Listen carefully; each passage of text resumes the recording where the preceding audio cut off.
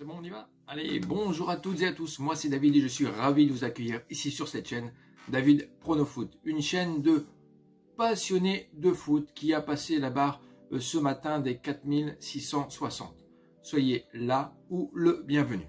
Aujourd'hui, pour cette vidéo, je viens vous présenter mes avis concernant les 4 matchs de retour de Ligue des Champions de cette semaine et on fera également le point sur le dernier combo du week-end. On y va!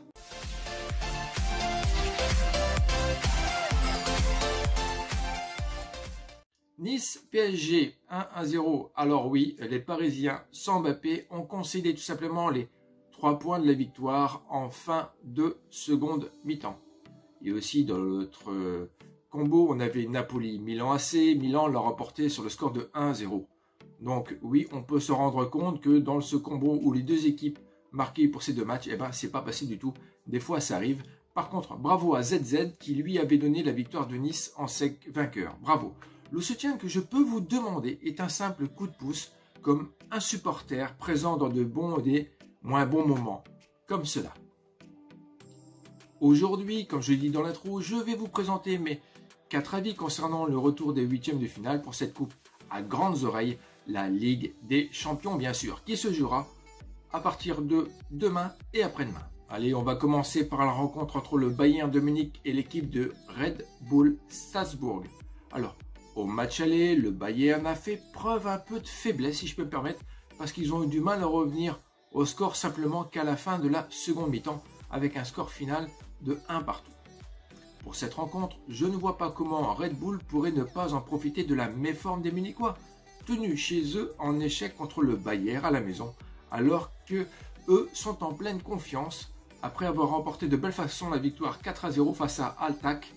Certes, c'est une belle lanterne rouge, mais cela met tout de même en confiance. Ensuite, nous avons la seconde rencontre de ce mardi soir entre Liverpool qui fera tout simplement la réception de l'équipe italienne de l'Inter de Milan. Au match aller, Liverpool s'était imposé sur le score de 2-0 chez les Italiens. En ce moment, ils sont sur une très belle lancée les amis, où il me semble inarrêtable ces Reds. D'ailleurs, l'équipe de Mo Salah a fait la réception des Hammers, ce qui veut dire West Ham, et l'ont remporté sur le score de 1-0 sans vraiment forcer le week-end passé. Bien que l'Inter a buté en Coupe d'Italie mercredi passé contre Milan en faisant un nul, le week-end passé, l'Inter n'a tout simplement pas joué, mis au repos. Alors, est-ce que ces Italiens seront capables de créer la surprise même s'ils ont 2 buts de retard? Bon, je ne pense pas qu'ils pourront tirer la qualification face à cette grande équipe britannique de Liverpool. Alors pour moi, la qualif de Liverpool ne fait aucun doute. Ensuite, la troisième rencontre, c'est tout simplement celle de mercredi soir où Manchester City fera la réception du club portugais du Sporting. Alors, je rappelle tout de même que City, lorsqu'elle s'est déplacée au Portugal, elle en a claqué 5, la fameuse Manita, ce qui veut dire qu'elle pourra faire sérieusement tourner son effectif ou pas. Comme vous avez pu le voir également lors de la dernière journée de Premier League, Manchester City a fait la réception de Manchester United, l'ennemi juré, et cela finit par une vilaine correction sur un score de 4-1, un score sans appel. Donc effectivement, du côté du Sporting, il y a du boulot. Déjà, en mettre un à l'Etihad Stadium, c'est déjà pas si simple, alors d'en claquer 5, je dirais tout simplement que c'est impossible. Malgré, après avoir gagné son match à domicile, avec un doublé de Slimani contre la modeste équipe de Arouja.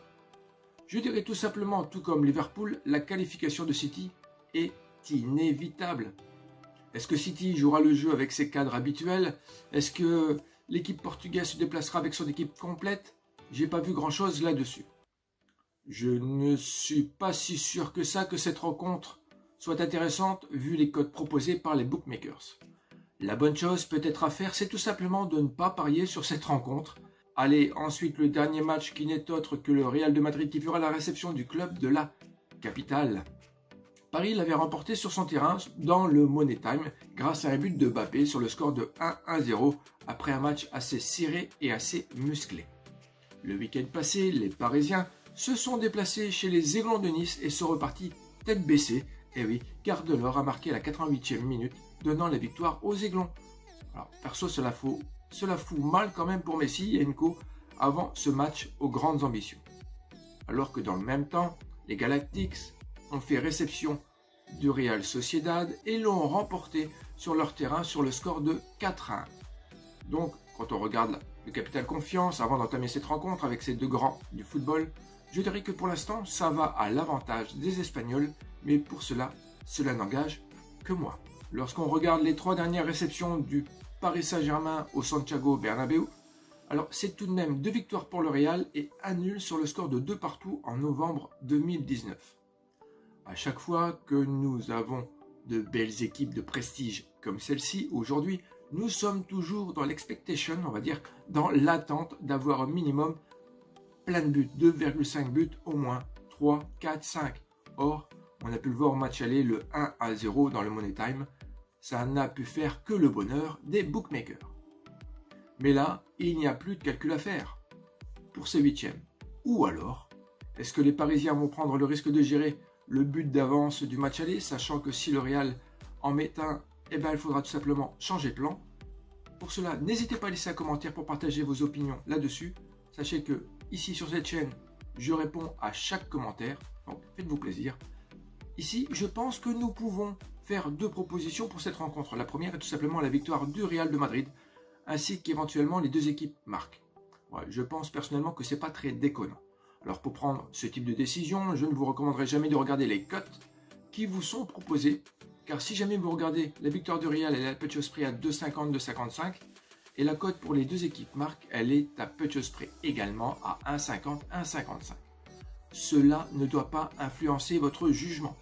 Pour ce choc européen, je vais tenter tout simplement la victoire des Galactics. J'ai tellement été déçu par les Parisiens depuis 5-6 ans. Voilà, vous connaissez maintenant mon point de vue pour ces 4 rencontres. Et toi? Et vous? Quelle est votre opinion?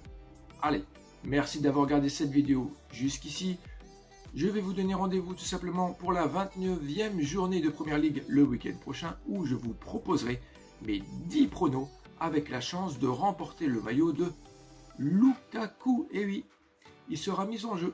Si tu aimes l'idée, alors just like. Et puis, si tu peux aussi activer la petite cloche de notif pour ne pas oublier et au pire, t'abonner. Allez, d'ici là, bonne semaine. Prenez soin de vous et de vos proches. Bye.